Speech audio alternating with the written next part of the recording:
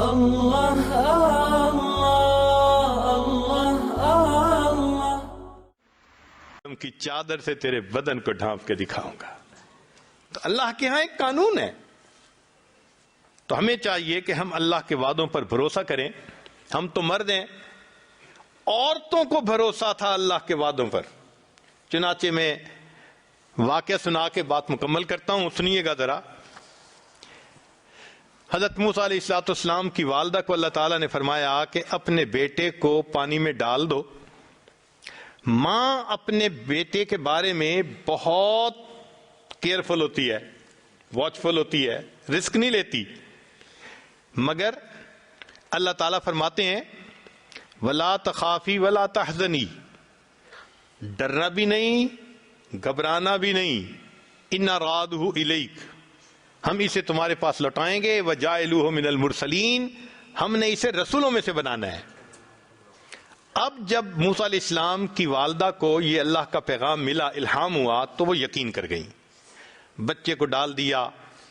بالآخر بچے کو فرعون نے پکڑا اور فرعون اس کو لے کر گھر آیا. اللہ فرماتے ہیں وَحَرَّمْنَا عَلَيْهِ الْمَرَاضِعَ مِنْ قَبْلُ, ہم نے دودھ حرام کر دیا عورتوں کا. وہ دودھ ہی نہیں کیوں پیتے. فرعون پریشان. یہ فیڈر کا زمانہ تھا نہیں, عورتیں ہی دودھ پلاتی تھیں. عورتیں آ رہی ہیں, موسیٰ علیہ السلام دودھ نہیں پیتے.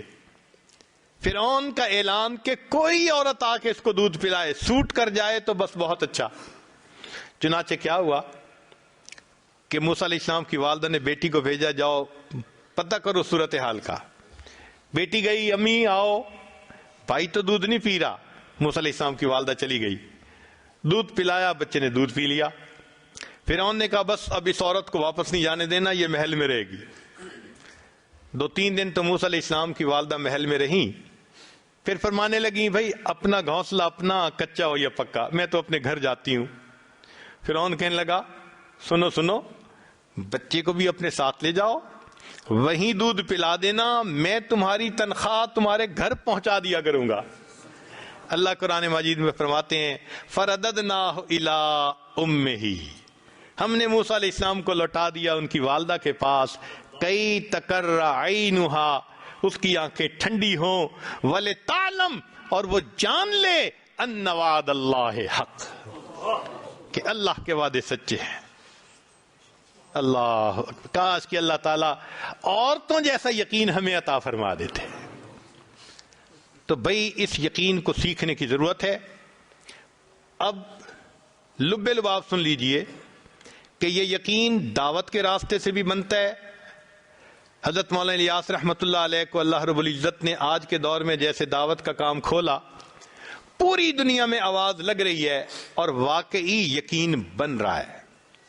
یہ یقین کاملین علماء کی صحبت میں بھی بیٹھ کے بنتا ہے. کیسے؟ حضرت مولانا قاسم نانوتوی رحمۃ اللہ علیہ کا یقین دیکھیں کہ انہوں نے اصول ہشتگانہ بنائے. اصول ہشتگانہ کیا تھے کہ دارالعلوم کی مستقل معاونت کے لیے کوئی بھی چیز قبول نہیں کی جائے گی. آج کے محتمم دعائیں مانگتے ہیں اللہ کوئی پکا بندوبست کر دے, اور حضرت فرماتے ہیں کہ پکا بندوبست کوئی دینا چاہے گا قبول نہیں کیا جائے گا, اللہ سے نظر نہ ہٹ جائے. اور تیسرا بنتا ہے اللہ والوں کی صحبت میں بیٹھ کے. ہمارے مشائخ نے اللہ پہ یقین پایا. رابعہ بصریہ کے پاس مہمان, دروازہ رات کو کھٹکھٹایا گیا, کون؟